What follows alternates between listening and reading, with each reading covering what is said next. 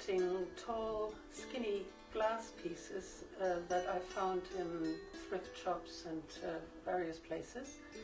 And they were sitting on my kitchen windowsill for the longest time, until one day I started playing with them, and I put them one on top of the other.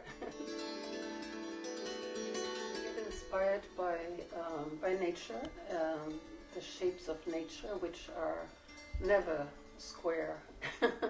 Everything in nature is curved and rounded and nicely shaped, and so that was my aim, to not so much copy nature, but get inspired.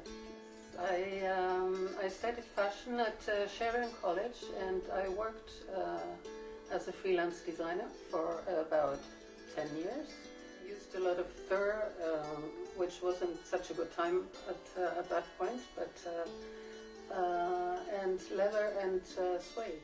Specialized in jackets and coats, and I used to sell to creeds and all kinds. I've always been involved in details, and I have enormous patience for detail, for putting things together, and I feel like this is still putting things together. I live out in the country, and the farms around us are full of dumps of old machinery that nobody uses anymore. So I go out with the screwdrivers and all kinds of things to rescue these beautiful iron pieces. And this was a surprise when I put it on. It talks. This is the glass that is, it's called Starfire. It's totally clear, as opposed to the glass behind, which has a greener tinge, and there's blue glass as well. There's all kinds of shades.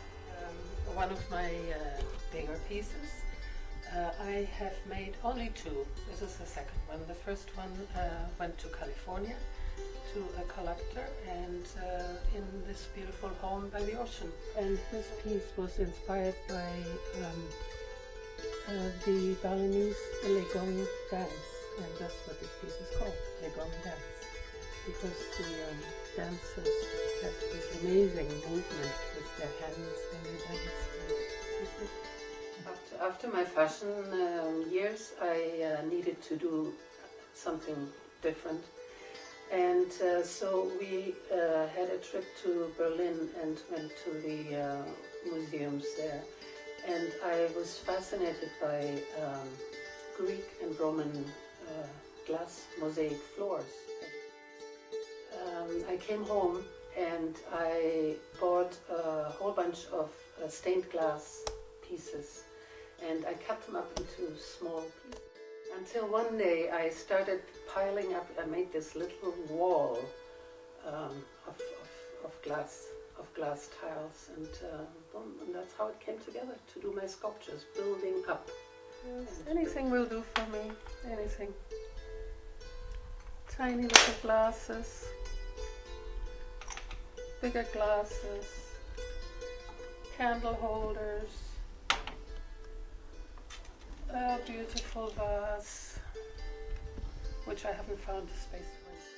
A beautiful crystal from Czechoslovakia. It's all sitting there. Nobody uses it anymore, and I find it has a wonderful. It must have a wonderful history. Each piece.